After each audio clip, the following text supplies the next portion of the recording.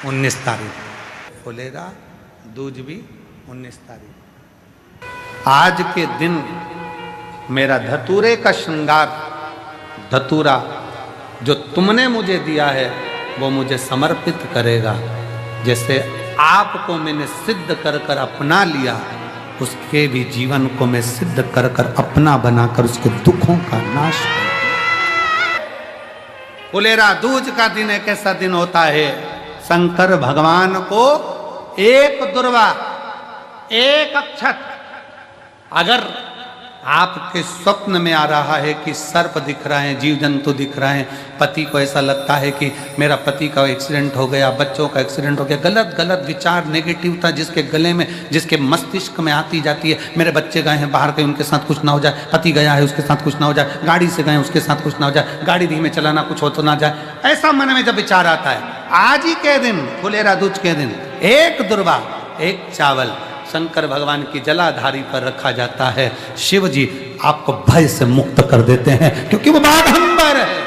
इस कालदर्शी कैलाशी शंकर का अनुमोदन पार्वती जी ने धतूरे को उठाया,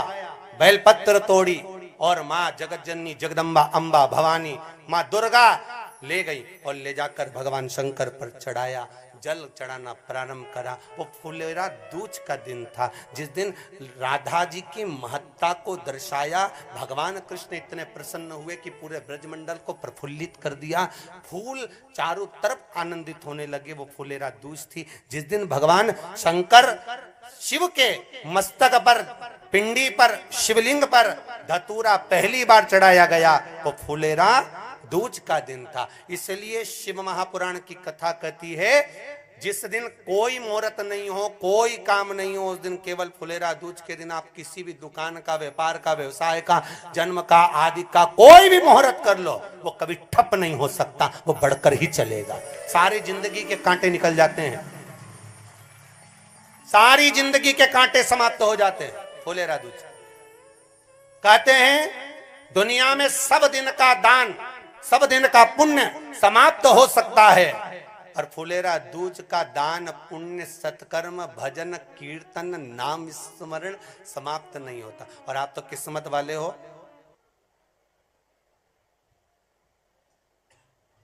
क्या करूं धतूरे का छठ दिन पड़। शिव पुराण कह रही है प्रयास करना फुलेरा दूज के दिन शंकर भगवान का, अगर ज्यादा शरीर में कष्ट हो, दुख हो, बीमारी हो, तकलीफ बहुत, उनके लिए सबसे सुंदर है जिनको मिर्गी आती हो, जिनको चक्कर आ जाते हो, अचानक गिर जाते हो, हापड़ी भराने लगती हो थोड़ा सा चलने पर, श्वास फूल जाती हो ज्यादा चढ़ने पर, उनके लिए विशेष है कि धतूरे की जड़ को, धतूरे का जो फल होता है उसकी जड़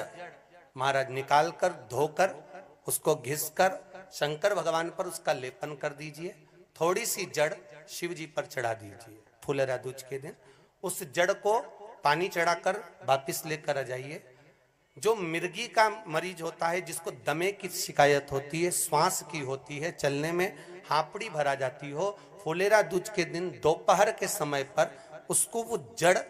केवल 3 या 4 बार सुगंध में सुंगा दी जाती है तो मिर्गी की बीमारी समाप्त हो जाती है, और जिसको दमा श्वास फूलता है उसको भी आराम लग जाता है। फूले